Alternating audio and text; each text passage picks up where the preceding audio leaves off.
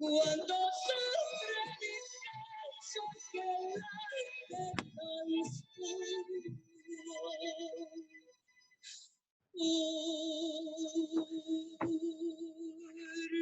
ti.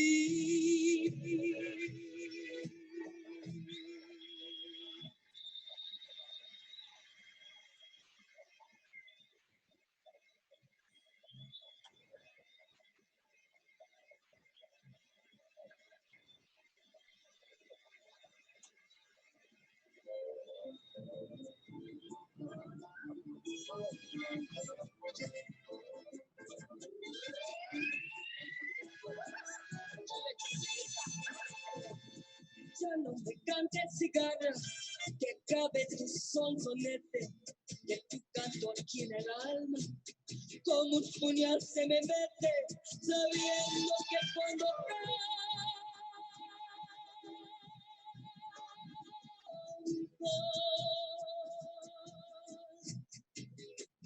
pregonando más tu muerte.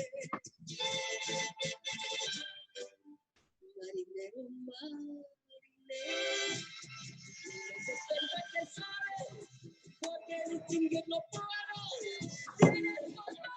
Hi, welcome everyone.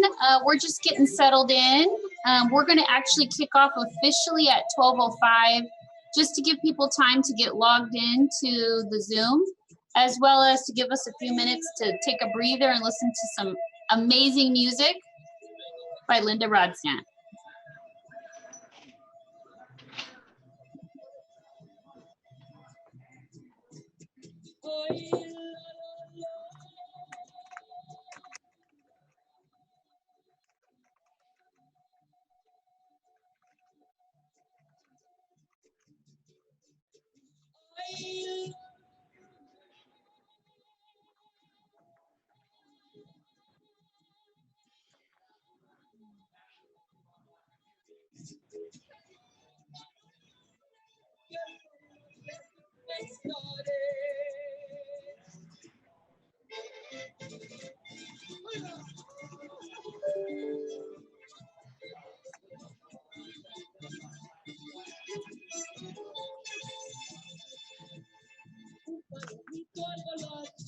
Te queda de pecho herido, yo casi para llorar, me dijo muy afligido, ya me cansé de buscar.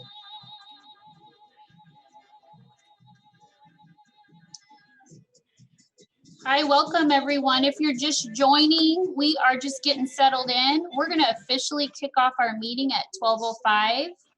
So just take some time to breathe and listen to the music and say hi to each other.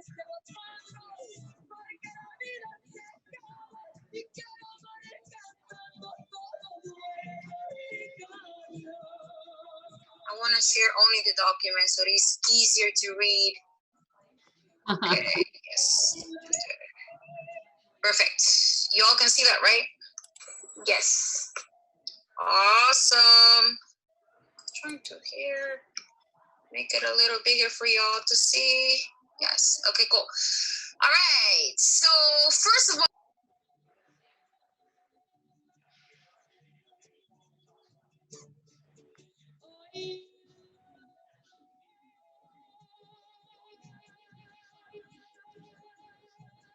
hello, everyone.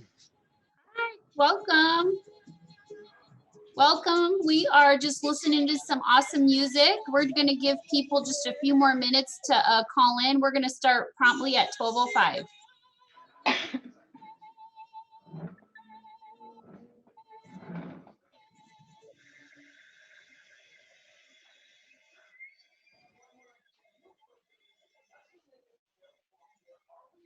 The Mexicans love dancing, and I feel that if you can dance, you can rule the world.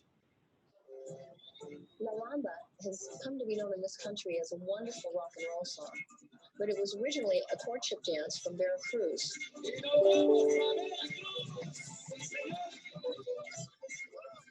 All right, welcome. If you're just joining, we're going to kick off in just about one more minute. We're letting folks have time to log into the Zoom and get settled in.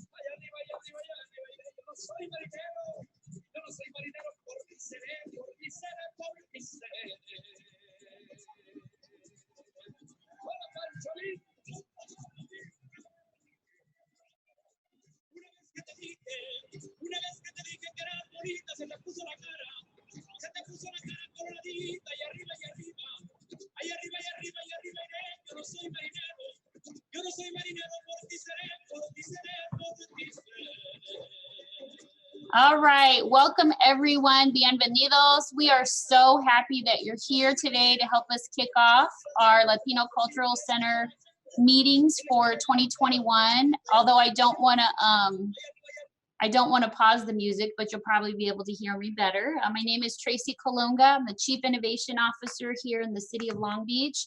For those of you who are new to the steering committee, welcome. We're so happy you've joined us. For those of us that got to be with us in December, welcome back. We have a really fun agenda planned for you today. We're going to be sharing about the work plan for 2021. You're going to get to hear from our community outreach consultant, Central Cha, as well as our cultural planning consultants, Lord Cultural Resources. So again, welcome. We're so happy you're here. We have a busy agenda ready for you. I just got a note about 15 minutes ago that Councilman Uranga was not able to join us. He had another pressing matter that he had to attend to. He sends his sincere apologies.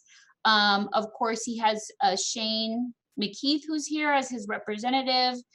So he definitely has representation here, but he'll be joining us for another meeting to provide some of his insights and welcome. For those of you who were here in December, the mayor kicked us off back in December, as well as Councilwoman Mary Zendejas, who really kind of gave us the vision. And then when Councilman Uranga rejoins us, he's going to share some of his dreams and visions for the Cultural Center as well. So in planning for today, what we thought we could do, the project team, was share with you celebrating our Latino culture. This was really important that each time we begin these meetings that we remember why we're here and really the center of our hearts and minds. So I'm going to screen share a video that shares a little bit about the history of Latinos in Long Beach. So hold on just a second.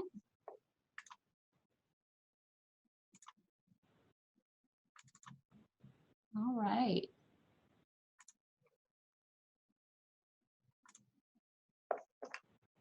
Long Beach, this beautiful city that we call home today, has more Latinos living here than any other race or ethnicity. But what many Latinos forget is that we have been here from the beginning, with each generation becoming stronger and embracing bigger roles as leaders. This video is a tribute to who we are, who we have been, and where we are headed. It all started in 1542 when Juan Rodriguez Cabrillo noticed the smoke arising from the campfires of the Pubugna villages of the Tongva Indians and named the area the Valley of the Smokes.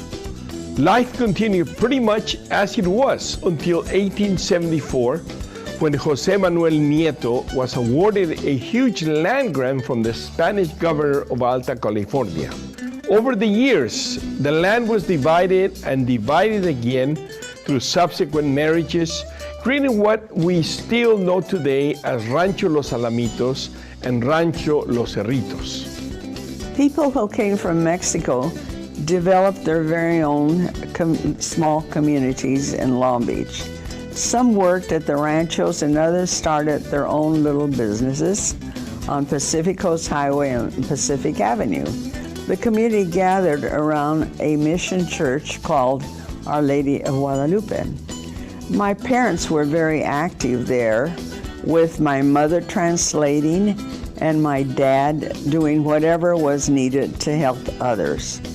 One big problem during the Depression was that when people died, there was no money for a burial. One time when a community member died, my dad asked everyone to go door to door to collect money so there could be a proper burial. This went on until a woman insulted him and he came home very depressed. That's when Father decided to form a club, and he got each member in the community to give 10 cents a month to start a fund which would be used to help others when our community members needed it. This was the Latino Club, which was founded in 1933. Over the years, the club evolved to serve a more social need. I remember my years as a young lady going to beautiful balls. Dancing was the thing. While Long Beach from then until the 1960s saw many changes, including the opening of the Pike, the building of the Naval Shipyard, the growth of the Port of Long Beach, and McDonnell Douglas, the Latino population remained small and mostly silent. That is until 1968, when a cry for inclusion and change was heard throughout the nation. Here in Long Beach, the call to leadership was not only instant, but also contagious. With the Civil Rights Movement and the 1968 student walkouts at Poly High School, protesting the lack of Latino faculty and relevant curriculum, a new Chicano movement took place as many of these students went on to Long Beach State and took up the mantle of leadership. During the late 1960s and 70s, Long Beach saw the rise of Centro de la Raza, followed by two chapters of the League of United Latin American Citizens, the Chicano Caucus and Centro Shalom. We were the first generation to go to college and to start dreaming and working towards becoming leaders of not just Latino community, but for all the residents of Long Beach. Our desire to contribute and make our community better was what drove us to succeed. In 1975, when Henry Taboada was hired as the Long Beach first affirmative action officer, a new generation began taking key professional and political roles throughout the city. Henry really was a trailblazer. Not only was he the first Latino to serve in a high-ranking position in the city, but he also rose to become the first and only Latinos to serve as Long Beach City Manager. Those years we saw so many of our colleagues appointed to key positions, with all of them except myself being the first to reach these high plateaus. Diana Bonta as head of the Long Beach Health Department, a position I would also serve in after her. Mario Baez as Executive Director of the Civil Service Department. Bob Torres as the Director of Financial Management. Larry Herrera as City Clerk. David Segura as Deputy City Fire Chief. And the list goes on, with Robert Luna today serving as our Chief of Police and Gonzalo Medina as Chief of Marine Safety. But it wasn't just as city employees that our voice as Latinos was being heard. During this time, we also saw both men and women take on top leadership roles in more political environments, like Olivia Nieto on the Civil Service Commission, Dan Cartagena on the Planning Commission, and where Carmen Perez was the first Latina woman to serve as commissioner and then president of the Long Beach Harbor Commission, followed by Lorianne Guzman, and where today former Harbor Commissioner Mario Cordero has been appointed executive director after serving in Washington as chairman of the Federal Maritime Commission after being appointed by President Barack Obama. All these appointments would never have been possible without the rise of Latinos to political office, where their voices and leadership opened doors once thought to be closed. From Jenny Oropesa, who served as the first Latina to the Long Beach City Council, to Mayor Robert Garcia, who today is the city's first Latino mayor, there has been a host of passionate and committed individuals who have worked to make a difference. Jenny was instrumental in the appointment of Henry Taboada as city manager, and together they created the Latino Managers and Professional Organization, comprised of Latinos in the city workforce, a group many of us belong to and cherish. But this was not the end of Jenny's contribution, as she went on to serve in the State Assembly and State Senate until her untimely death. But now that the door has been opened, others join the call to serve their community. Toña Reyes Uranga, Robert Garcia, Lina Gonzalez, and Roberto Uranga as city council members. Eloy as superintendent of Long Beach City College, and now as chancellor of the state community colleges. as well as Ricardo Lara, who today represents parts of Long Beach as our state senator. When I see the list, it gives me so much pride to call Long Beach home. Our history here in Long Beach is one all of us can be proud of. As Latinos, our individual and collective voices, as well as our culture, are an essential part of our city's diversity. All you need to do is look around and see not just our past, but our future, as organizations and institutions like Molina Healthcare, the Museum of Latin American Art, the Regional Hispanic Chamber of Commerce, and of course, Centro Cha, continue to celebrate and cultivate our next generation of leaders. As we say in Spanish, sí se puede. And to Jessica Quintana and the entire Centro Cha team, thank you for your service and congratulations on this special 20th anniversary.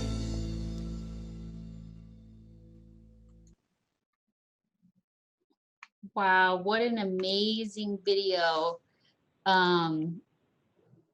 that Central Cha shared. As you can tell, that video is a couple years old, but there's, oh my gosh, there was a few points I almost cried with so much pride, you know, being a part of that history. Many of us have felt the fruits of the labor of our Latino forefathers and foremothers who've gone before us. And con mucho orgulloso, you know, so happy to share that video. We also want to esteem our fire chief, Javier Espino. He's on here, as well as Councilwoman Mary Zendejas. We have new leaders that have risen since that video was created, and we want to make sure and honor them as well. So without further ado, we have a staff welcome from Brent Dennis, the Director of Parks, Recreation, and Marine. And then right after him will be Sergio Ramirez, our Deputy Director of Economic Development. Brent, you're on. Well, thank you, Tracy, and good afternoon to everyone. It really is an honor and privilege to be part of this very creative, energetic, and motivated group. I really embrace the vision of what the possibilities can be for the Latino Cultural Center. I am relatively new to Long Beach, although very familiar with Southern California, as I worked in Anaheim for quite a number of years. So it's nice to be back here in, I was going to say the warmth of Long Beach, but it is a little chilly today. But in my position as Director for Parks, Recreation, and Marine, I know I can help connect a lot of our resources to help move this project along. I met a lot of the leadership of Central Cha, as well as Mary Zendejas and her office staff out at Chavez Park. And the footprint of Drake Chavez, I think, is ideal in terms of its location for a possible home for the Latino Cultural Center. So I also know that our network of community centers and where our parks are, and the fact that our recreation team in particular is very motivated to connect to the community at all levels, that we'll be able to be very supportive of community outreach and engagement in terms of inviting the ideas and hopefully a shared vision for what the potential for this could be. My resume also does include a lot of work with similar projects, whether they be cultural centers or museums in the Bay Area and back in the Chicago area. So I hope I can bring a lot of my skill sets and my energy and enthusiasm to this team as we move this exciting project forward. So I did have the professional privilege of working with Sergio Ramirez when I was in Anaheim. We were on the Museo board, and I think we both share the value of arts and culture to enrich the life of a community. And I'm also going to be taking a lead in presenting our youth strategic plan.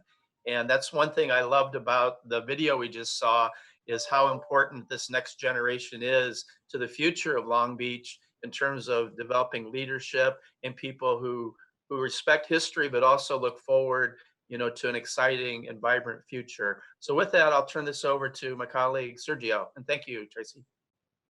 Thank you, Brent. It is an honor. And that video, wow, it's you know, it's like my mom used to say, la piel se me puso chinita, you know, from just watching that and just the rich history that there is here in Long Beach. And I think the one sentiment that we've heard is, man, this is long overdue. So excited to be working with Tracy and Brent from the city team to help guide and be able to provide a partnership. As the Deputy Director of Economic Development, working with John Keisler, being able to bring that economic development lens to this effort, looking at, you know, partnership opportunities, public-private partnerships, looking at kind of revenue opportunities is something that I hope to bring to the table. And I think for me, arts and culture, music has always been important, and you know, something that was rooted by my mom. My mom was from Guadalajara, and my dad was from Peru, from Lima, Peru.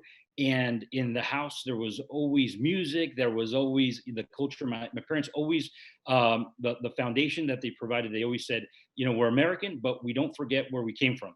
And especially with arts and culture, my mom always made sure that we were going to museums, cultural centers, whether it was Placita Olvera to go see the Aztec dancers and folkloric dance, and even when times were tough, making sure that we even went to, I remember going to Forest Lawn to go see the replica of Da Vinci's The Last Supper. She always made sure that art was incorporated into my sisters and my life. And so that has stayed with me. And as Brent mentioned, when there was an opportunity to serve on the board of the Anaheim Museo, a redevelopment project that in Anaheim we were able to kind of put together, there was no doubt to serve. And so when this opportunity, as I still consider myself a newbie, still being here now after 4 years, being able to be part of this important project is something that I could not pass up. So very honored, humbled to serve alongside you and work to make this project come to fruition. So thank you for the opportunity.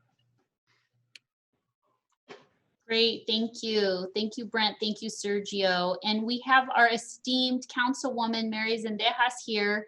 Councilwoman, would you like to share a few words as well?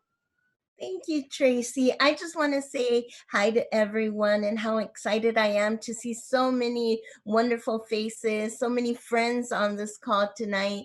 And I'm just very thankful for your time that you have dedicated to this.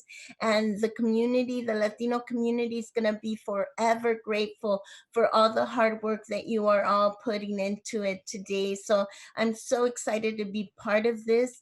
And I can't wait. I wish, you know, I could close my eyes and we could be at the opening ceremony, which all, you know, that time flies. So any time we can do that. So I'm really excited, and thank you again for your time today. Thank you, Councilwoman. Well, wonderful news is this grand opening will happen under your leadership. We're going to speak that into existence and to that positivity. So thank you for your kind words. Great. Well, wonderful. Well, we're gonna jump right back into the agenda. For those of you maybe who are just now joining us, just a quick recap. We just did our welcome, and now we're going to provide a work plan and timeline overview, just so everyone knows what to expect in 2021. And then Jessica Quintana will give our community outreach plan update from Central Cha, and Veronica Gonzalez, one of our newest team members from Lord Cultural Resources, will give us a cultural planning update. We will leave time for Q&A at the end of the presentations, if you don't mind. But if you absolutely have a burning question, you can either put it in the chat room, or you're welcome to ask a question if there's something very confusing. Otherwise, we can save the discussion for the end of the presentations. Great, thank you. So we'll go to the next slide.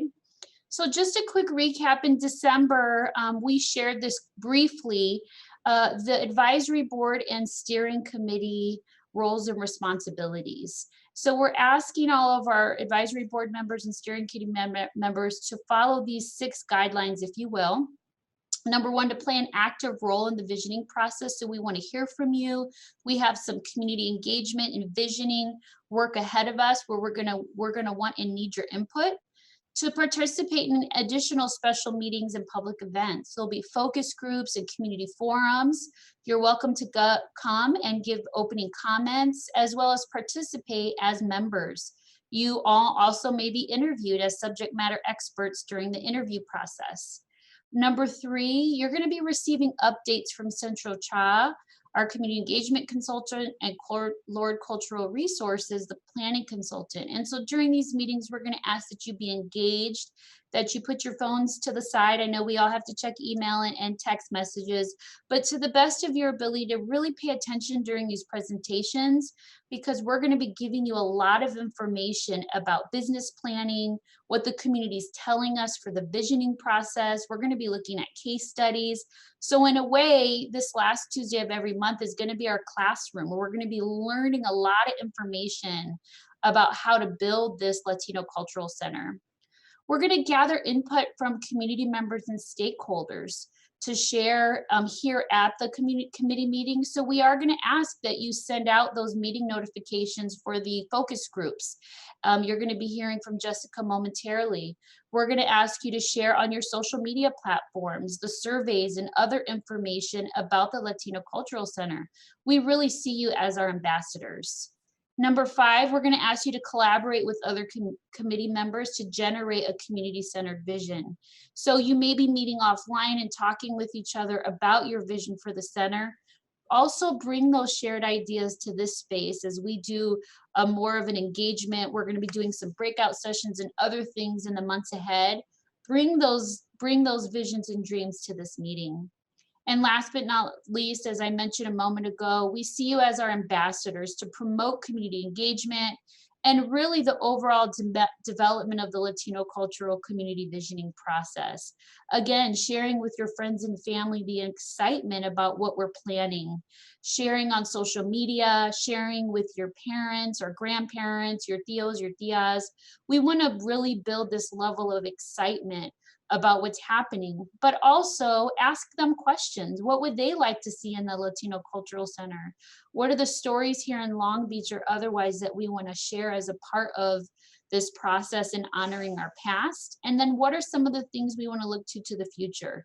Those conversations offline are going to be really helpful as you're our ambassadors coming back to these meetings monthly and really informing us what you're hearing from the community.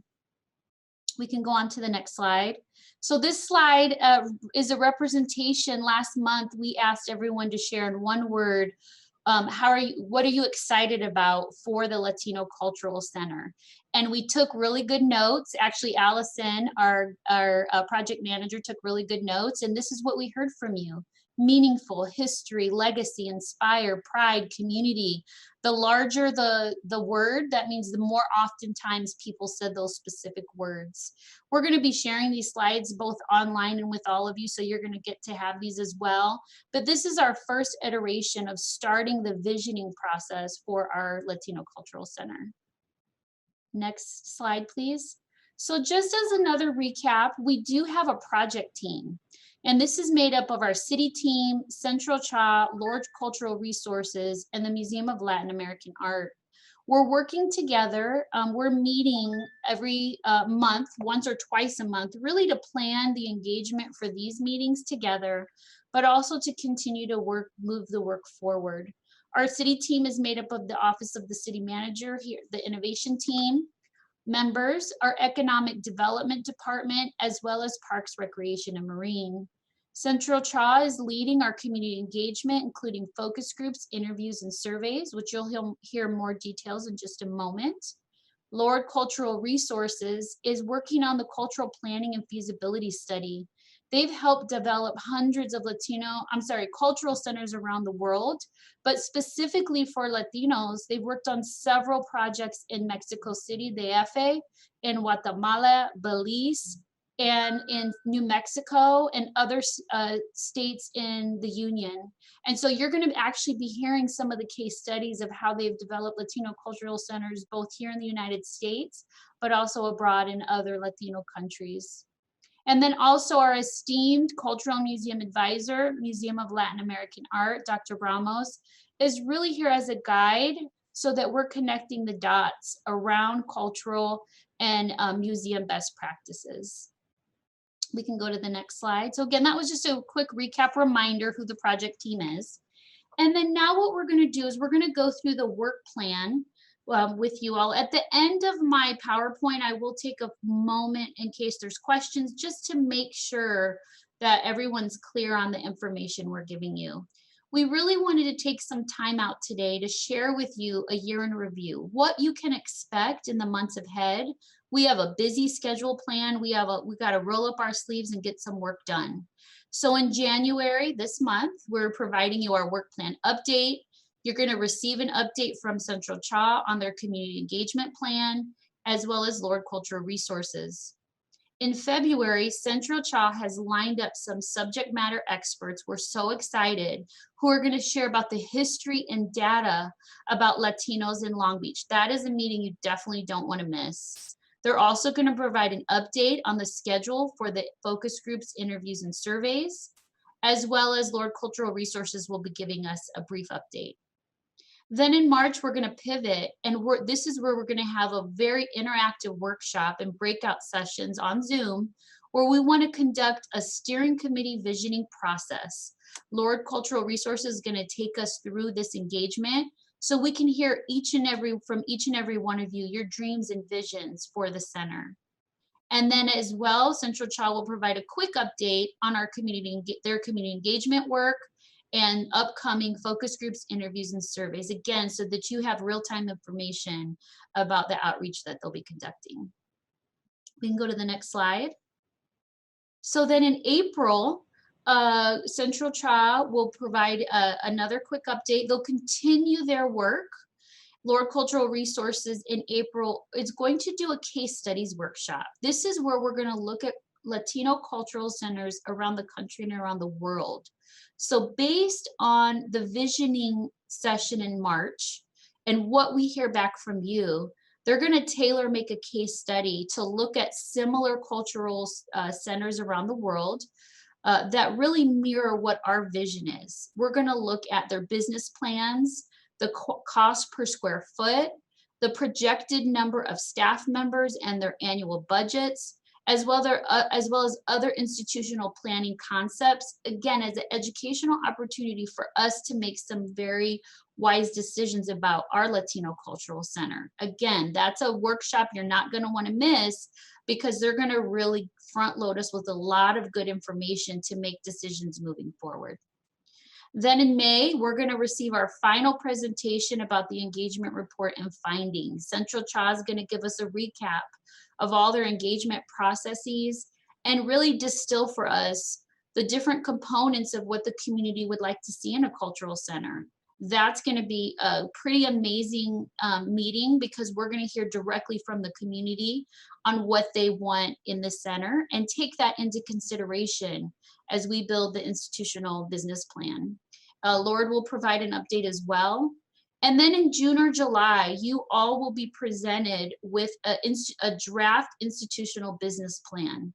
This will be a compilation of your visioning process in March, as well as the visioning process and community engagement with Central Cha, and including your input around what type of business, what type of resources and cultural and museum activities that we would like in this particular center. We're going to share that document with you, and then we're going to go through a strategic planning conversation to really edit it and ensure that it's a true reflection of your value system as well as the community's value system. We'll go to the next slide.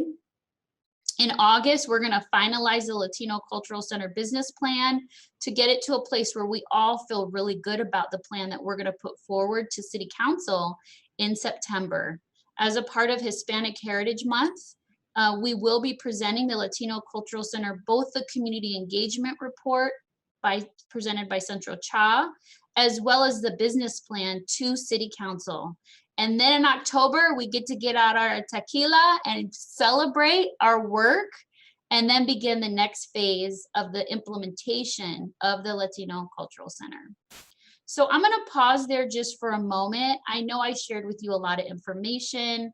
Again, we're going to share these slides with everyone. But are there any questions so far about the work we have planned ahead of us?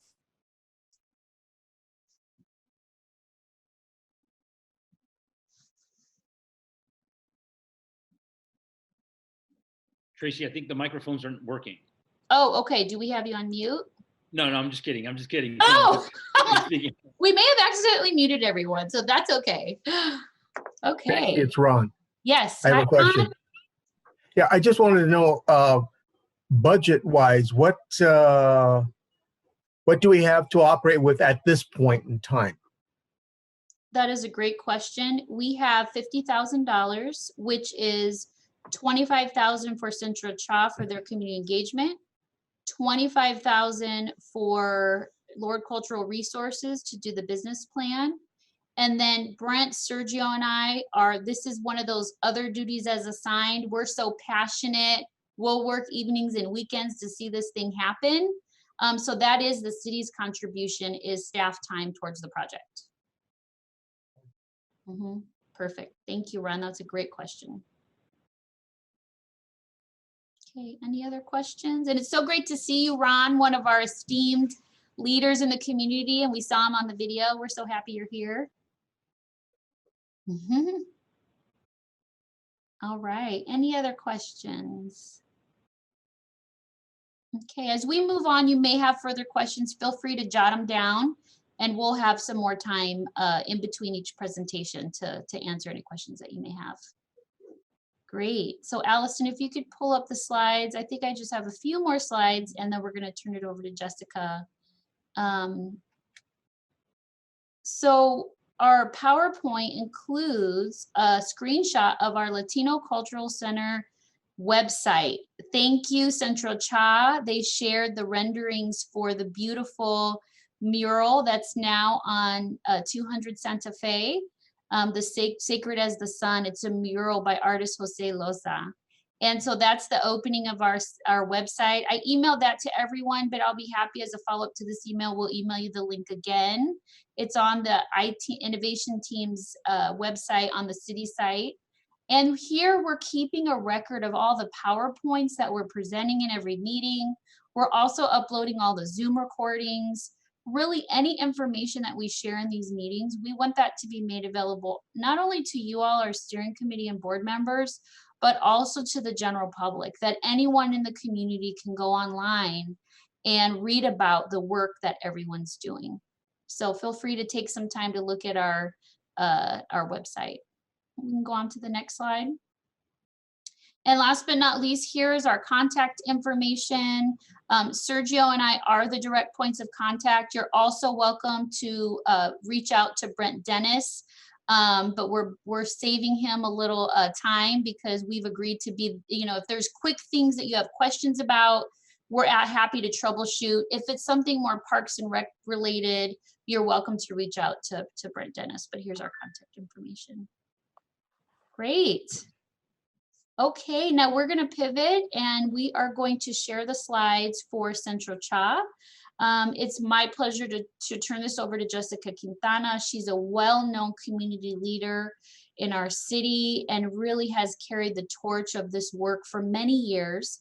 Our executive director of Central Cha, Jessica Quintana, and she's going to share with you some of the plans that they have developed for 2021 for community engagement. So go ahead, Jessica. Thank you. Thank you, Tracy. Happy New Year, everybody. Happy 2021. It's good to see you all. I just want to acknowledge the video that was just shown and featured.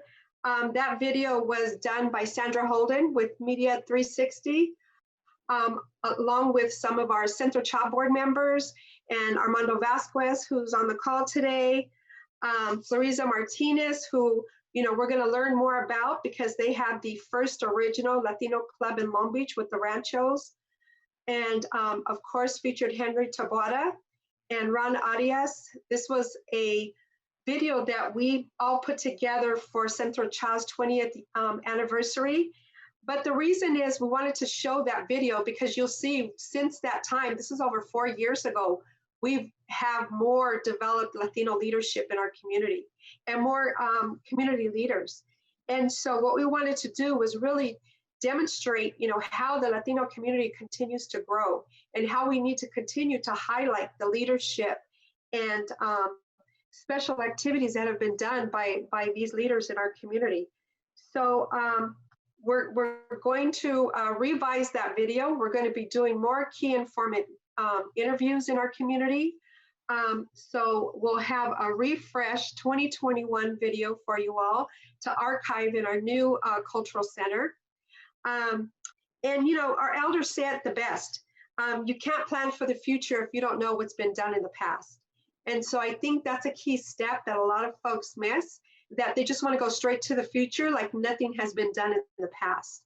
And so I think, as we build a foundation and we stand on the shoulders of many leaders, it's important not only, in our community, but this is a best practice that everybody does. And so I just want to acknowledge and thank, Tracy for being part of this, and Sergio for their commitment to this project.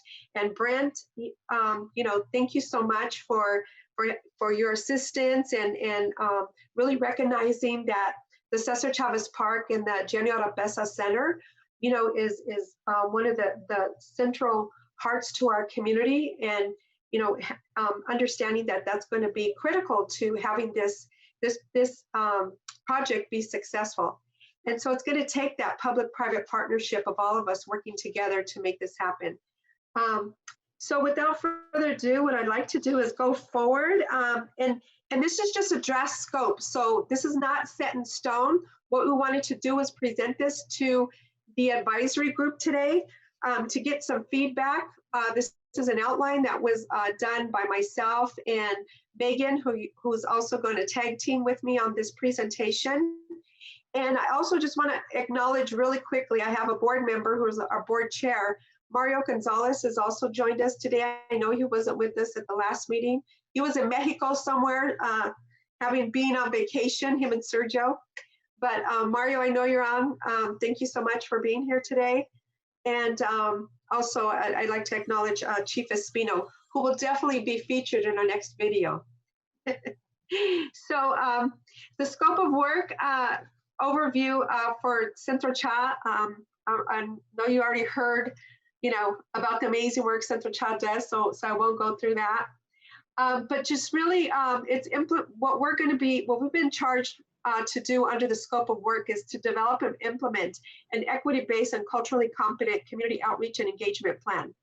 So of course, this plan is going to include facilitating community forums, conducting focus groups, conducting key individual informant interviews with stakeholders, with elders in our community, with youth and subject matter experts. We're going to be outreaching to the community members, not including, but identify special groups within our community-based organizations, with our faith-based community, within our local government organizations and interest groups. We're going to be preparing a community-friendly report with key findings and presenting this report to city leaders, elected officials, and stakeholders.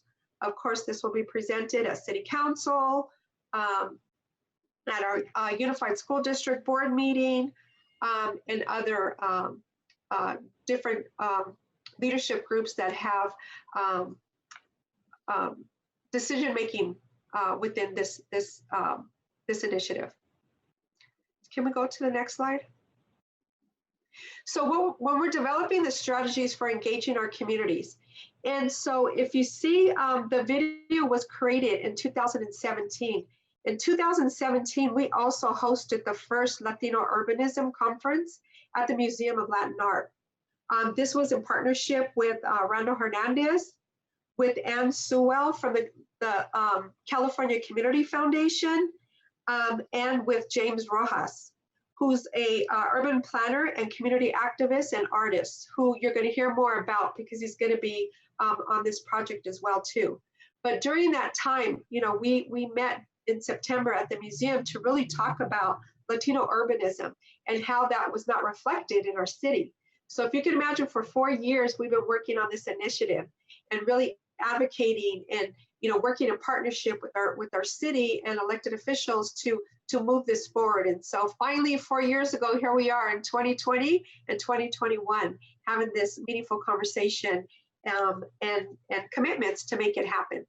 But some of the things that we'll be considering is historical trauma for Latinos in Long Beach, economic injustices that have been created because of inequities, systems in our institution, policies or practices, and then also looking at the current gaps in service, provision, access, and decision-making power faced by marginalized communities. And so a lot of this is going to be done through different strategies, of course, through our initiative. I'd like to also, we talked about James Rojas, who's the urban planner. He is very well known, not only in California, but throughout the nation. He's also an activist and an artist, and he's nationally recognized for urban planning on Latino cultural influence, urban design, and he's the founder of Place It, and has conducted many Latino forums. He's also, you're going to see currently Habitat for Humanity is going to be doing some community engagement, and James Rojas is also have been part of the consulting team for that initiative as well too. But we've been working with him for the past 4 years to bring this initiative to Long Beach. You're also going to be hearing from Armando Vasquez. He's another consultant that we have brought onto the team. You've seen just a snippet of the work that Armando did through the video. So he will continue to research and bring forward the history and folks that have been in Long Beach for years. I'm talking about decades, 100 years, all the way to present day. So really doing those key informant surveys, bringing forth the history and the culture of those folks that have been living here in the city. And so that's just going to be powerful. I mean, you guys are just going to be hanging on to your seats when that presentation is completed. And then also, we're also bringing forward Megan Anaya, who has helped, the city, and also with Centro Chas. She's a graduate from Cal State Long Beach. She is amazing. If you all attended our Latino Economic Summit, the data that was developed through that economic summit was done by Megan, and of course, Seiji from Cal State Long Beach. But she is also a consultant on this project with Centro Chas. So she will be doing the data on Latinos here, the data on families, children, looking at the economic lens of this initiative, why a cultural center is needed, why it needs an economic focus on it, as we start developing the sustainability of this Latino cultural center. Next slide, please. And I'm sorry if I sound like I have allergies. So this wind of the past few days have really affected my nose. So I'm a little stuffy. So if I sound like Donald Duck, that's the reason why I'm so stuffy right now. So, so a little bit more about James Rojas, and you can read this in the slides. And what we're going to do is also send you the slides and all the information what we have presented here today. But I don't want to go in and read, every paragraph. We've been very lucky to bring on James Rojas and his as an urban planning consultant with this project, and of course Armando Vasquez, who not only leads the California-Mexico Studies project for Cal State Long Beach, but also has brought forward the first ethnic studies for Long Beach Unified School District. And so we have a wealth of professionalism, expertise within this project, and very, very happy to have them as part of our consultants. We go to the next slide, please. Next one. And so what we want to do is get into the nitty-gritty of the actual focus groups. What we want to do is present that to you, so you know who we're trying to reach, who's our target audience. We want a very diverse target audience because it's going to be important that all sectors of our community, really have a say in developing this cultural center, from our children all the way to our elders, to our community elected officials, to our department heads at the city, to our neighborhood leaders. So it's just really important that everybody's engaged. So we want to be able to not leave anybody out because we don't see this cultural center going away. We want to make sure that it's going to be here for years to come, decades to come. So Megan, do you want to? Yes, can you hear me? Yes, so here's the amazing Megan. She's tag teaming with me on this presentation. Hello, everybody. Thank you, Jessica, for that introduction. And on behalf of Central Cha and myself, I just want to thank all of the community leaders and activists who have worked up until this point to really get us to where we are today, to be able to be discussing a cultural community center here in Long Beach for Latinos. And thank you, Jessica, for having me join today. So just to go over the community engagement overview, really what our team has targeted is we're planning on doing 3 groups and through broader groups for focus groups in order to promote community participation in the visioning process in order to develop an inclusive mission. And so this process we're hoping is going to offer more of a unique approach where we can align culture and equity goals that are across our general public as well as our community groups with the center itself. And so to do so, we've come up with 3 phases, and I do apologize, I'll update this slide. So we're going to have a preliminary prep, which is a pre-survey to really assess the participants' ability to participate in a focus group, any necessary accommodations that anyone may need in order to participate, as well as the availability, whether or not they're going to be able to participate. And this is to make sure that we get as much participation as possible and that we're inclusive in whose feedback we're receiving as part of these focus groups.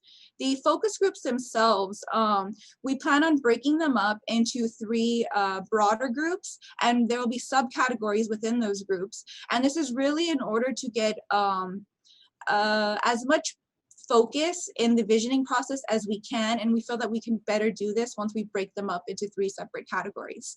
And then further, we are going to create a follow-up survey to our focus groups in order to follow up with feedback from our participants to see if they have perhaps more information they'd like to provide, or just to give us more of that detailed information if they've had time to think about these questions. And in part of the preliminary prep, something that we've discussed is also sending out questions in advance of the focus group. So one thing that Jessica and I have discussed is when it comes to the community focus groups, some of our folks in Long Beach may not be as familiar with what's going on and with the needs of the community. So if we send them sort of a pre-draft of the questions and discussions that we're going to have in the focus group, we're hoping that that can ignite some conversations, and that will allow our participants to really think about their answers and their thoughts before we have them in the focus group. Can we move to the next slide, please? So the 3 focus groups that we've identified will be community engagement sessions or general community focus groups that is going to be open to our public. Then we're going to have our special focus groups, which will be more focused on our civic leaders, small business owners, our education institutions, and our nonprofits here. Then finally, as Jessica had mentioned, we'll hold individual interviews with our key prominent members of the community or our stakeholders in order to gain their perspective on what they would like to see from the cultural experience, from the cultural center based on their experiences. Can we move on? Thank you. So to break down the community engagement session that we are going to hold, this is really going to consist of members from the community. We're aiming at least 15 participants per session, and the members are going to be invited, again, as I mentioned, to discuss, but we'll offer them sort of a pre-look into the discussions and questions they'll be asked. That way they can have some time to think about it before showing up to the session, and hopefully that'll get us some more conversation starters that way. So the proposed age groups that we've included so far, and of course, we would like your feedback as to whether you feel that this is reaches enough of the demographic that we're looking for.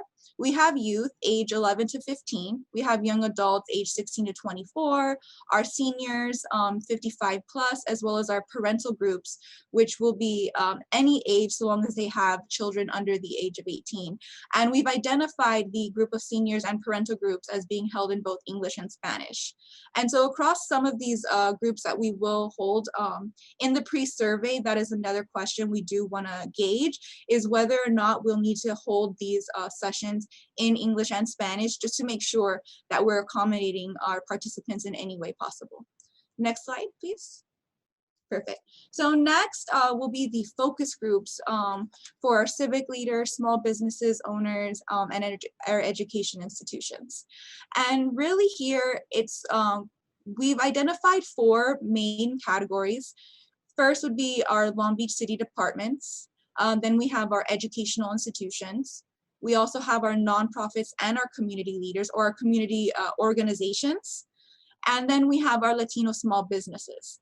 And so we would here identify 4 separate focus groups that we would like to hold, each with these categories. And we haven't decided how we are going to move forward with the City of Long Beach departments, because we know that that could be a little bit crowded of a session. But we would like to gain feedback, of course. Any of your feedback in regards to this would be helpful. Now our final group would be our individual key stakeholders. And so really this is just going to consist of our prominent community members, our civic leaders, and our those who are really engaged within the community. And this could be also prominent families within Long Beach who have been here for decades, who may have more insight into what they would like to see here. And these are going to be one-on-one sessions with 8 to 10 questions to really gauge perspective on the center. Can we move to the next slide, please? Perfect. So just to give you a little bit of further background on the focus groups themselves, for our group sessions, which will be for the community engagement sessions as well as our special focus groups, we are planning to host them for 1 hour and 30 minutes via Zoom, and we will host them in English or Spanish based off of the needs of the group. Then the individual key stakeholder meetings will be one-on-one sessions from 15 to 30 minutes via Zoom as well. And for across all of these groups, we do plan on having a standard list of questions, sort of to motivate the discussion on the general information we would like to know. And this may include, but of course is subject to change, we're still in the process of finalizing this. What programs, workshops, and classes should we offer here? What kind of exhibits would individuals like to see displayed? What facilities or event space would everyone like to see used? And how much would they be willing to pay to access these facilities? So realistically, how often would they use these facilities? And is this something that is it worth the price for them? And these things will just give us better understanding as to what the community needs. And this will help us to better focus the mission and the vision for the center. Now, each group will also be asked a series of unique questions to their group. And then again, we are going to follow up each of these focus group and surveys with a follow-up survey to really gain feedback on their experience after. Can we go to the next slide? Perfect. So here's just a brief timeline of what we've discussed already and what Centro Cha has in mind for our community engagement plan, as well as the follow-up reports and for the for our synthesized data for the community input. Jessica, would you like to?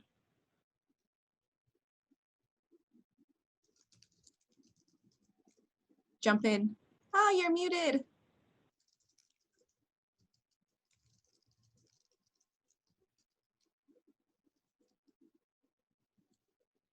Jessica, you are muted. Okay, great. Okay, this there is the we time go. we want to hear from our advisory committee. Just to recommend, any other groups who we should do surveys with. I know we generalized a lot of the groups. We said nonprofits, but of course we want to focus on those special groups like Latinos in Action, Community Partners Council, Alicia Carrera, who has her parent group at Drake Park.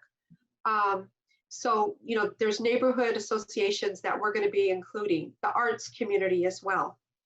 So would love to hear feedback from the advisory from what you heard. Is there any other methods or groups that we're missing? And please don't be shy, as Tracy mentioned.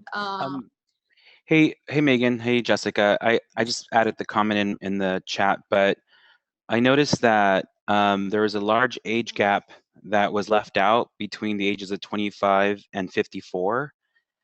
Was there a particular reason why that wasn't a target audience? No, I think we included them as probably the parent group. It would be like myself without any kids, or anyone that what's the reason for not including folks without kids? Just curious. I don't think we looked into it of not focusing folks that age group without kids.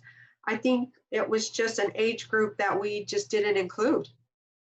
So so I think, you know, making the recommendation that 25 to, what do we say, 50? 54. We have 25 to 54. And I think, Mario, to follow up on that question, I think as me and Jessica were discussing, this may have got left out because we started to discuss the different community groups as well as the different small businesses. And somehow that age group sort of overlapped with it. So I think in just our planning, it was sort of an oversight because we sort of lumped that age group into these other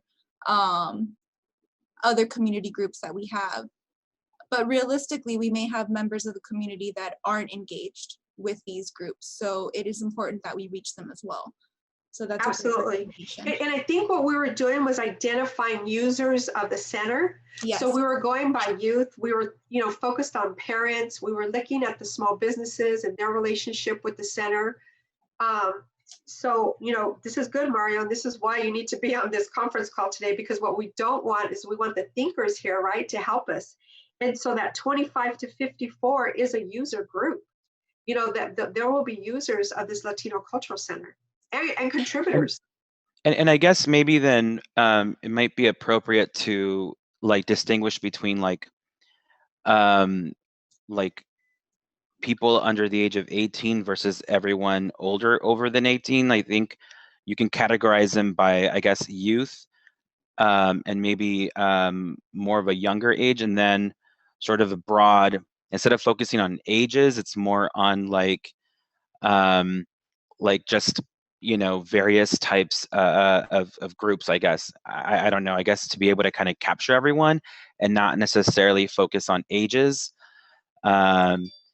But you know, parent, like you have parents, right? That's a certain user. You have seniors, that's a certain user. Maybe like young professionals, that's another user. Or so not necessarily focused on like age, like, you know, 55 to whatever. It's more like seniors. Whoever identifies as a senior could participate in that. Whoever whoever is a parent, it doesn't matter if they're a parent of an 18-year-old or a 5-year-old, they could have both. That might be an interesting sort of way to look at the target audiences instead of focusing too much on age, more as in something that people have in common. I agree with that. And I would also, I saw someone, I think Jose Moreno put faith-based groups. We do have a large population in the city of Long Beach of Latino faith-based groups. And so I agree with Mario. There might be I would echo what Susana just said, that clergy, church groups, however we want to categorize them, it's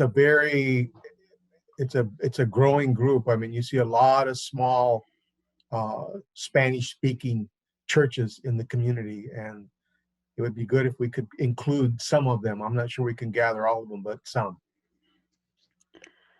I just also want to, you know, thank you, Mario, for asking the question. I had a similar question, and I think it's important to not only look at users, but also those that would be groups that would be volunteers and implementers. There's a lot of philanthropy research that Gen X is the cultural age group right now that is sustaining and helping a lot of nonprofits and cultural centers move forward, not only with their donations, but their actual volunteered labor. So just something to think about when we think of groups, also those who would volunteer and move the center forward. Yes. I would also like to add that when we do city departments, that we really make an effort to reach down to line staff and not just use department heads or managers as the focus group, but really do include the opinions and the insight from line staff, who are generally the ones that are out there working with the public, and more than the management. Management is out there a lot, but I think you'll find that the staff are also people that will really want to participate and be part of this community. I agree. And I think a lot of them live right in the city, so they're already contributing. Yes. The other group that we haven't touched on, which, I'm not sure whether we have it, but Latino business owners, whether we can go through the Long Beach Chamber on that, or whether we go through the Hispanic Business Association. That's an important group, especially when we begin to think about sustaining a center of this type, because it's going to require a lot of institutional support. Yes. Those are one of the groups we have on the special focus groups. We definitely want to focus on the small Latino groups. I just kind of want to go back to what Mario said to I know that's a big age group, the 25 to 54, and we're not trying to focus on age, but more folks that are involved. I'm wondering maybe if we focus on students, like on college students in that sector, and then thinking about the Gen X sector that Griselda was talking about as well too.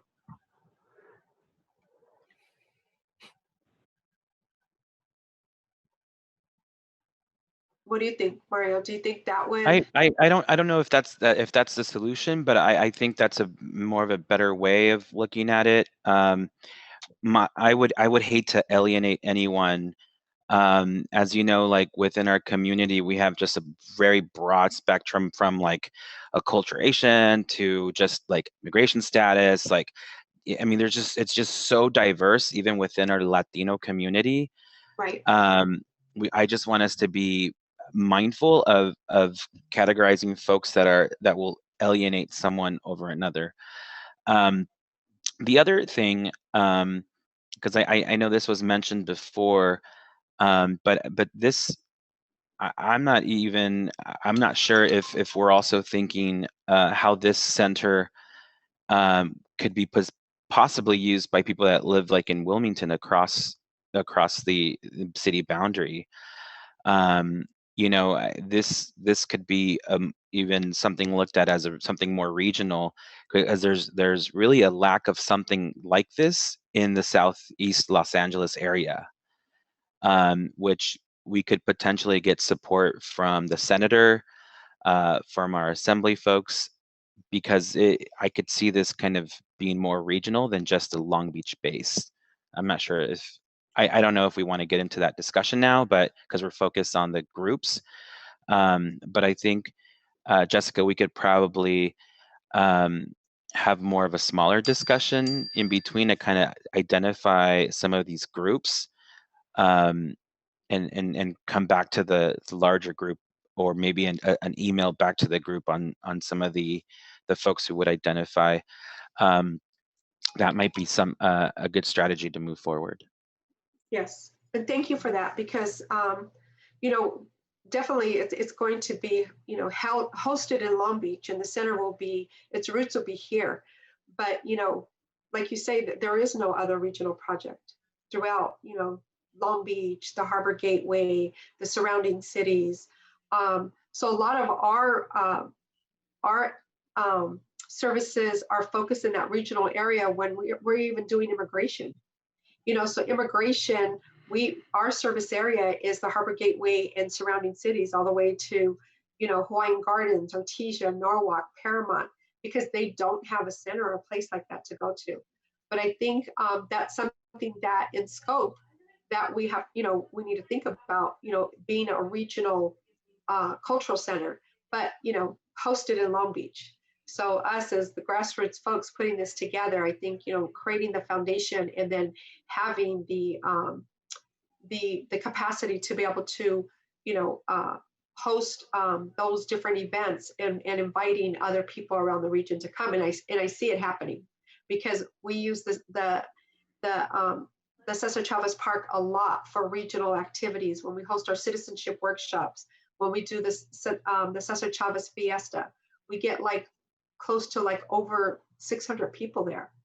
So definitely I see that being a regional project. And I think the Cesar Chavez area, I think that park is categorized as a regional park, if I'm correct. Jessica, if I could just add one more point. Absolutely. To add on to what Teresa Marino said is when doing the focus group with city departments, also don't forget if you could include us, the Latino Employees Organization. Yes, ma'am. I got that down already. I think Brett put that into the chat. Because a lot of the employees do fall within that forgotten age group. Yes. A lot of them live in the city and a lot of them live outside, you know, in the surrounding areas. So you'll be able to capture local and then a little bit of regional as well. Yes. So you'll be our contact person for them. Great. And Jessica, I just want to, I put this in the chat, but I also just want to verbalize that I think being careful with using more inclusionary language in that really celebrates our Latinx family structures is really important here. I'm a comadre many times over, I'm a madrina many times over, and thinking this as the outreach into neighborhoods and families as that wide familia framework that we use is important. And so when, you know, I saw that original language in the slide, I was like, oh, wait a minute, I feel like it's exclusionary. So I just want to say that aloud. Okay. So we can definitely make sure we're being more inclusive. Yeah. Jessica, if I may make an observation, and this goes back to the earlier comment about the business community, and it seems to me that whatever is the vision, it needs to be driven by a very strong economic development initiative as well. And I think that this is where the concept, decades-old concept of a mercado. El mercado cannot be forgotten from this vision. And how that's incorporated into, as I mentioned at the meeting last month, of a district. And we're really talking about, and again, the reference to a regional vision needs to incorporate an economic marketplace. And El Mercado goes back to, as a concept, as a location back to the 70s. I certainly think that we need to create an environment that goes beyond the idea of a cultural center, because you have to also look at how is it going to be sustainable. Yes. And this cannot be eternally funded by the public sector.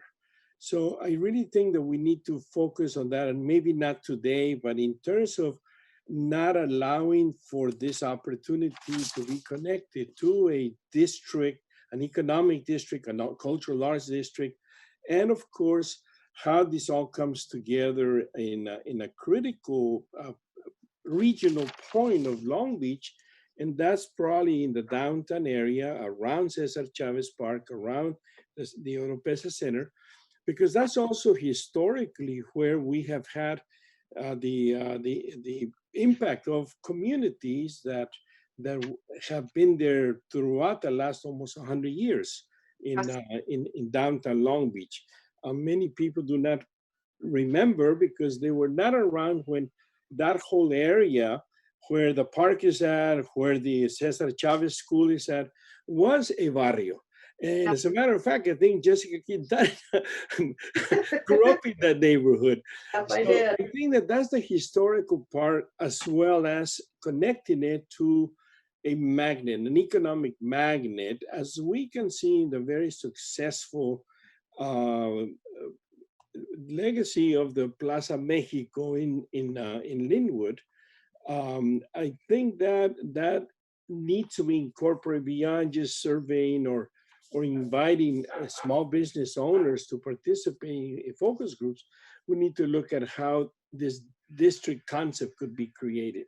And I think the economic engine needs to be that private sector. I agree, Armando. We really have to address the economic opportunities with this cultural center, and having a space and a place for folks who are small business or Latino entrepreneurs, because we don't have that. So as we talk about the gaps that I talked about earlier, what are the historical gaps and needs within our Latino community? That's it. And again, if you all remember, that was the vision of Jenny Oropesa. As she sat as councilwoman of the first district, she really looked at that area and wanted to create a mercado. Well, the idea was first kicked around by, I believe it was Manny Perez, who's no longer with us, but had some great ideas on that. The other thing, before I forget, and I'm just thinking out loud, but to the extent that you can provide an educational element in all of this that sort of links all of the people that we're reaching out to, that they get connected somehow to this understanding of the collective we. And as Griselda says, we're many different things in this community, but what brings us together is our culture. And to the extent that we can make that connection with the groups that we're reaching out to, I think that that can be a very positive thing. Got it.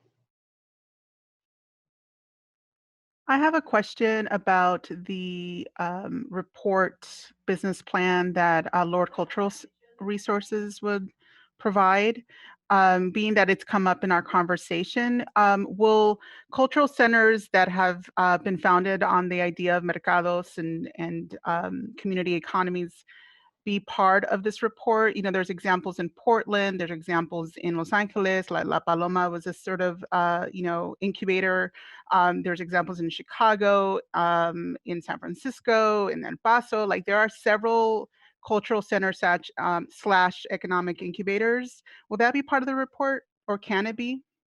Griselda, I love your question, and that's probably the perfect segue. We're just about to have Lord Cultural Resources present. And then as a culmination of that presentation, then we'll circle back to your question. How's that? So let's just take maybe like 2 more minutes. If there's any final questions for Jessica, the I-team is copying, pasting all of your notes in the chat room, and we'll be sharing that with the project team. Also, this is also being video recorded, and I can see Jessica's taking notes as well. Are there any other kind of closing thoughts, comments, reactions? Again, you can email Jessica and her team to add on any afterthoughts you may have, but are there any couple last minute thoughts or questions for Jessica? I have a question as to under the slide that we have right now where it says implement the community outreach and engagement plan. This says January 2020 to June 2021. Is that correct, or is it January 2021? 2021, Teresa. It's an error. Okay, otherwise I went, man, you've been working a long time. It feels like it. Yeah, Actually, it if does. that was really correct, it would be like probably October we started the discussions. October 2020 to June 2021. But yeah. Thank you. Yeah. Yeah, and I just also like to comment what Griselda said in regards to Lord and their role. you know, those are one of the things that we are also advocating for Griselda. We want reports that will be apples to apples in this project that we'd like to see that has an economic lens to it as well too. So thank you so much for also identifying that that's a big need. Great. Thank you, Jessica and team. Excellent report, excellent PowerPoint. Again, we'll make sure these are all loaded on the Latino Cultural website, and we'll send out the links to everyone. And then if you need to, you know, circle back to Jessica and her team with different ideas, or you have an aha moment or epiphany a couple weeks down the road, feel free to share those with her. Again, you are our advisors. We're taking all this information that you're sharing with us very seriously as we integrate it into our work. We're also, as I mentioned in the chat room, the I-team is copying and pasting these notes, and we'll be looking them over as the project team to make sure we're incorporating your recommendations in our work moving forward. So thank you, Jessica. We appreciate you. I love you, Our Lady of Guadalupe behind you. Beautiful, beautiful. Well, good. I'm just about to introduce Lord Cultural Resources, but I do have a couple people messaged me. Thank you, Susanna. I was reminded Christina Pizarro Winting is our director of the Civil Service Department. She is a Latina. She's actually, you know, grew up in Long Beach. She went and worked in Santa Monica for about a decade, and then she's recently come back as our Civil Service Director. So we want to make sure and esteem her, as well as Susana Gonzalez Edmond, Phyllis Arias, and Joanne Garnica are all Latinas that serve on the Civil Service Commission. If I'm not mistaken, this is probably the most Latinas we've had on that commission in the history of the commission, as well as having a Latina director. So we have so much to celebrate and so much in that new video, the 2021 video, Jessica, that we're gonna put together. Yes. Also, I wanted to mention Erlinda Chico is our first Latina LBCC Board of Trustee member. And so we also want to recognize her and her leadership. And I'm sure there's many others. Teresa Marino is our city's Marine Advisory Commission, our city's Marine Advisory Commission. And so we want to celebrate this leadership that we have in this new year. So thank you. At this time, I want to introduce you to Veronica Gonzalez. She's an associate consultant with Lord Cultural Resources. She will be our lead representative moving forward, and we are just so excited to have her. Miss Gonzalez she's part of the thought leadership team with Lord Cultural Resources. She has an extensive background in public policy and administration, state museums, governance, management and operations, and state and federal legislative experience. Most recently and currently, she's serving for the last 8 years with the state of New Mexico. She's the cabinet secretary for the New Mexico Department of Cultural Affairs, which is one of the largest and most well-respected cultural affair agencies in the nation. She's been recognized for her forward-thinking leadership, her accomplishments. She was able to strengthen the agency's budget to $40+ million, including operations and services. She's really led the work there in New Mexico around strategic assessment of the government structure, the state museum historic site, as well as advancing and improving operations, policies, and procedures. She's been able to really, in her tenure, develop multiple museums and historic sites throughout the state of New Mexico. However, prior to that, we want to make sure that you know she was also managing a portfolio in New Mexico for the National Endowment for the Arts. She was an independent consultant with Los Ranchos de Albuquerque in New Mexico, a special assistant to the president for the Institute of American Indian and Alaskan Native Cultural and Art Development. She was a senior advisor to the White House on tribal colleges and universities, and the director of federal relations for American Indian Higher Education Consortium. I could go on and on with her list of expertise over the years. She worked as an advisor to the Assistant Secretary of Congressional Affairs for the U.S. Department of Energy. So she definitely has both local, state, and national expertise, and we're so excited to have her join our team as the lead consultant for Lord Cultural Resources. So without further ado, Veronica, I would love you to introduce yourself, and if you could please provide the report on behalf of Lord Cultural Resources. Well, thank you, Tracy, so much. And my goodness, that was a wonderful introduction. I just wanted to clarify, I am no longer the Cultural Affairs Secretary for the state of New Mexico. I left my position at the beginning of 2019. And at that point, joined Lord Cultural Resources. And so I've been working with the Lord team now for about a year and a half. Or almost a year and a half, and I just think the world of Gail Lord and the work that Lord Cultural Resources does really globally. So it's a real honor to be here with all of you today. You're just a very esteemed steering committee, and I absolutely loved the video. In the celebration of such an accomplished cultural history in Long Beach, and as Tracy just said, a history of accomplishment that is still moving forward. So as Tracy said, I was recently added to the project team for Lord to serve as project lead, and my colleague Valerie Guevara is the project manager. She's also here with me today. And this project just really brings a very deep appreciation to be able to be part of helping to move such an important initiative forward. And just to kind of, you saw this presentation, I believe back in December, but to just kind of review this again, and to give you a little bit of more just review information about Lord. Lord was founded in 1981 in response to an emerging need for specialized planning services in the museum, cultural, and heritage sector. And Lord Cultural Resources is now the world's largest cultural professional practice, with the successful completion of more than 2,500 projects in over 57 countries on 6 continents. And the firm has earned an international reputation for sector leadership, innovation, and excellence. And we are dedicated to the creation of cultural capital worldwide, the value created as a result of the maximization of cultural resources. Our mission is to collaborate with people, governments, and organizations to plan and manage cultural spaces, programs, and resources, and deliver excellence in the service of society. We have an excellent team for this project, I believe, which was introduced to you at your last meeting. Kathleen Brown and Joy Bailey Bryant are both chief executives with our firm. Javier Jimenez is going to be responsible for business planning. And then as Valerie, as I introduced, is our project manager.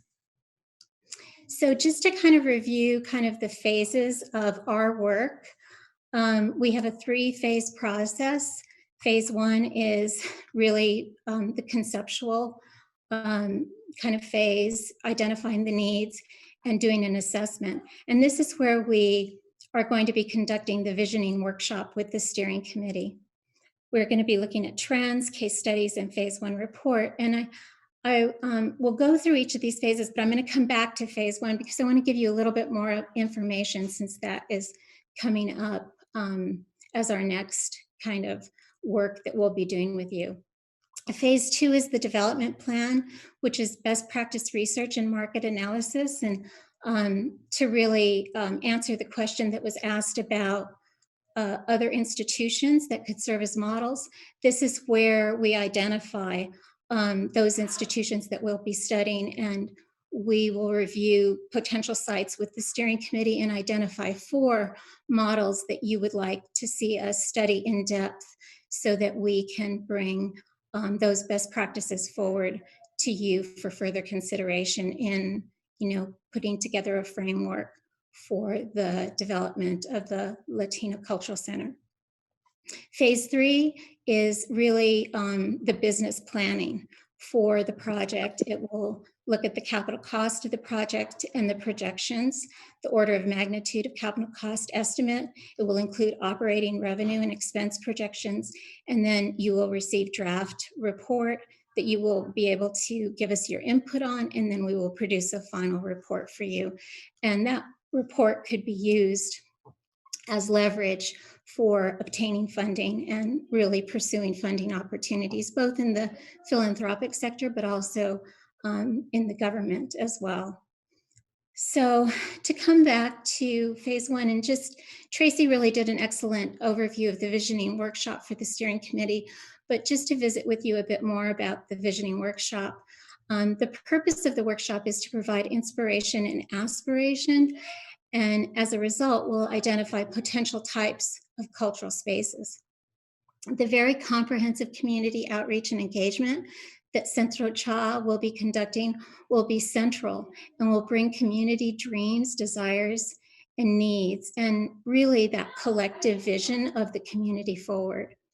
So it's important for the steering committee to be informed about the current trends in the cultural sector, not just in California, but nationally and internationally. And we will be prepared during that visioning workshop to share with you current trends and really kind of take you through a discussion regarding the opportunities for the LCC's potential and development. All information will be brought together to lay out the vision and to lead to the identification, of course, with your input for the 4 best practice models for your further review. And these models will be researched and studied and then presented to you and help to define the operations and size of structure of the spaces you wish to create, the operations that you want to undertake, and which will then lead to the development of the business plan. Again, looking specifically at economic opportunities for the center to be leading. And that will also help the center be sustainable. So I think that's it, unless you have any questions. We're very excited to be part of this team and moving the project forward, and appreciate all of you and the good work that you're doing.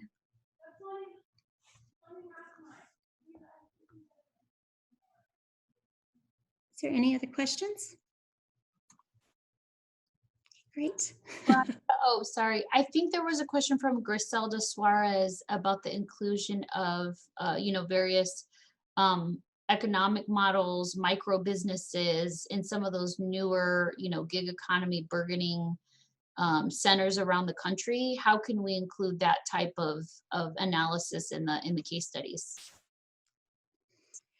So we will look at, we will bring forward models that include those types of operations that really focus on economic opportunities. And then for your consideration in identifying the 4 models that you want us to study further in depth, and then we will present all of that information to you to help inform the development of, the scope of the center. And that scope will really lead to the business plan. Does that answer your question? I think that we're going to be including, of course, all of that, but we will need your input for sure. So that we're making sure that we're focused on the models that you really see aligned with the direction that you're going.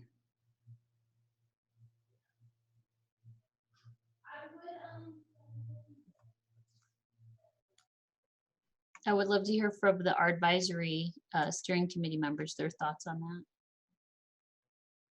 If that answers your questions. And if you have any other questions for Veronica. If I can just clarify a little bit further, we will have, for our visioning workshop, we will have some material which is going to be trends, and there are usually 4 categories, minimum of 2, that makes a trend.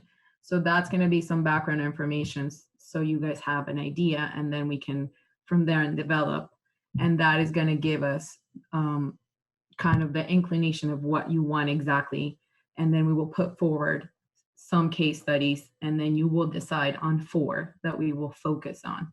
So we will take all of this into consideration, which is the purpose of the workshop. And that trend, one of those trends can be economic development, that we'll be looking at throughout, the cultural sector at large. Valerie, would you mind putting the slides up again, the 3 phases of the work? If you don't mind, that'd be great. And then if there's any more questions before we move on to the final agenda item.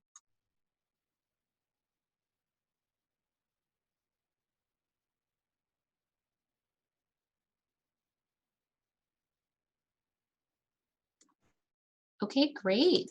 Okay, seeing none, of course, again, you're welcome to reach out to the project team.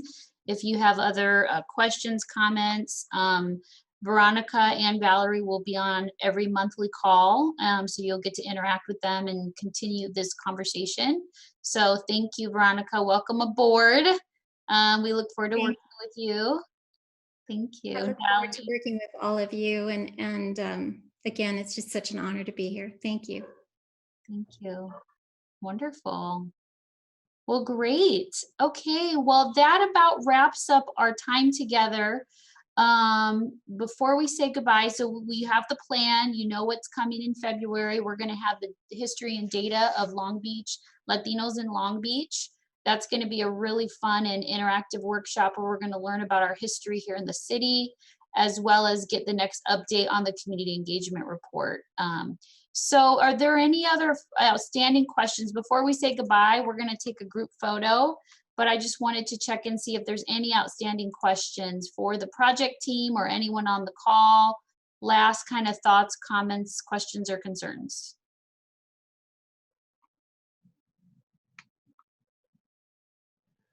Tracy, this is Jose. I'll just add, and my apologies again for being late, but certainly our Chicano Latino Studies Department, we have to the teams that are collecting information and data, as Megan mentioned, would love to figure out ways to have our students work in this project. They're from the very neighborhoods, and so this would be a great opportunity for them to develop their own skills, but also to contribute back in ways that are centered in community. So Jessica and I have talked about that over the years, so just want to make sure that you know that we're fully committed to this as well.